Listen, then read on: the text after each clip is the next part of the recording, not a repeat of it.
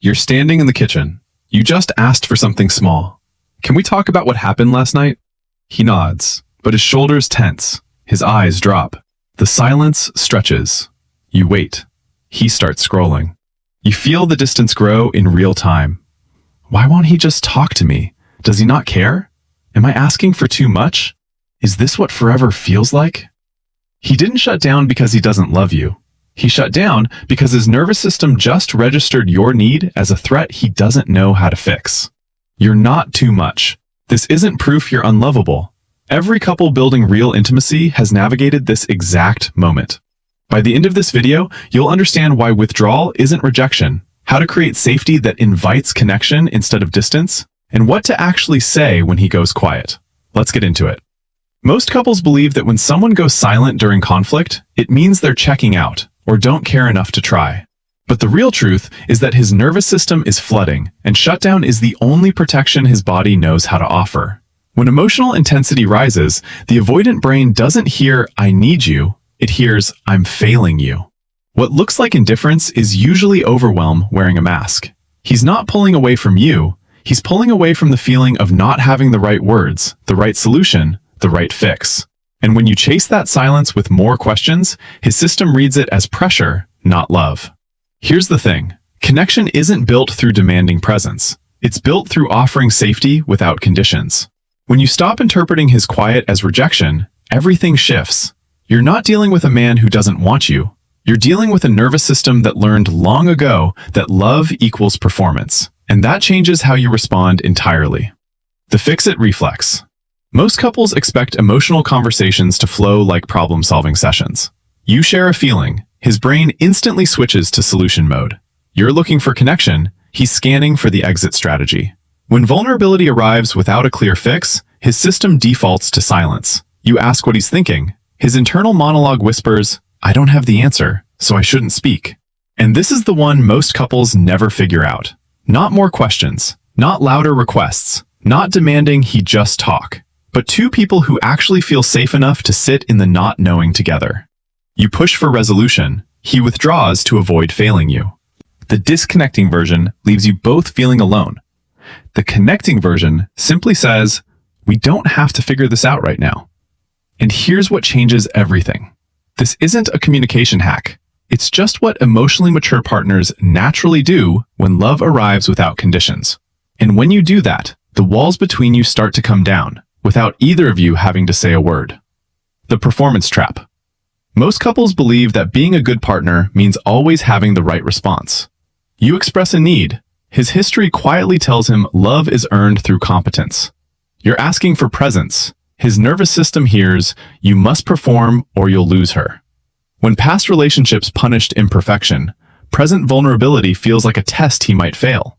You wait for reassurance.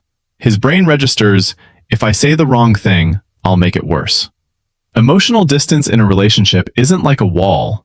It's like scar tissue that forms slowly over 100 small moments that never got repaired.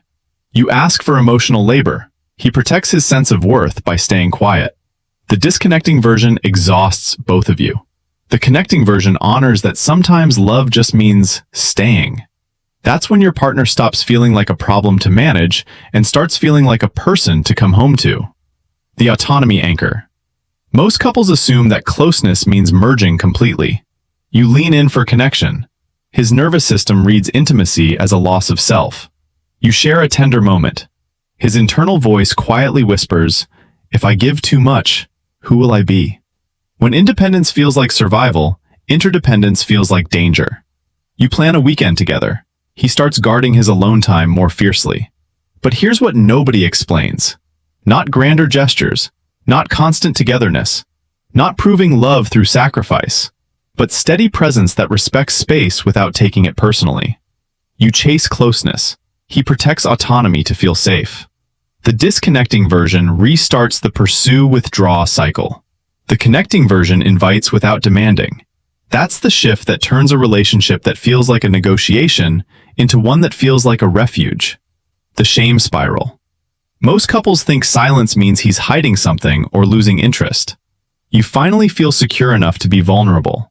His old patterns activate the moment real emotional exposure shows up. You share a fear. His nervous system scans for judgment he expects but never names. When shame feels familiar, safety feels completely foreign. You ask, "Are you okay?" His unspoken longing whispers, "What if she sees the parts of me I don't even like?" Here's the part no one talks about. Not therapy jargon, not endless analyzing of his text, not trying to outlove his shame alone, but consistent grounding that proves he's loved for who he is, not what he produces. You push for emotional access. He chooses distance to protect his dignity. The disconnecting version creates panic. The connecting version holds steady without chasing. And when you do that, the drift between you finally stops feeling like a failure and starts feeling like a rhythm you're both learning. The quiet invitation. Most couples believe that once trust is built, emotional availability should feel automatic. You finally show up with patience. His past quietly asks whether you'll stay when he has nothing to offer. You handle his quiet without taking it personally. His system quietly notes you didn't punish him for being human.